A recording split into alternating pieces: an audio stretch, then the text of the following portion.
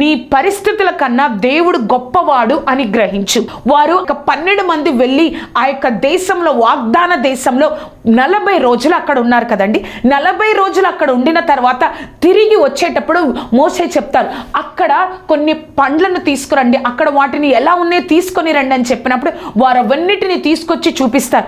చూపించి అక్కడ వారు ఈ విధంగా వచ్చిన తర్వాత ఇశ్రాయేల్ సమాజం అంతటిలో అందరి ముందు ఈ విధంగా చెప్తారు, వారి ఎదుట ఒక మిడతల్లాగా ఉన్న వారు, మన ఎదుట వారు బలవంతులుగా ఉన్న దేవుడు ఎంతగానో గొప్ప కార్యాలు చేసి మనందరినీ ఆ యొక్క వాగ్దాన దేశంలోనికి తీసుకువెళ్తారు అన్న ఆలోచన వారికి పోలేదండి.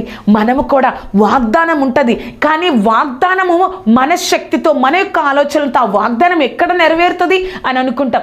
కానీ లేనిది ఉన్నట్లుగా శూన్యముల సమస్తాన్ని చేయగలిగిన గొప్ప దేవుణ్ణి నువ్వు నేను కలిగి ఉన్నామని మనం అనేక సార్లు మర్చిపోతాం.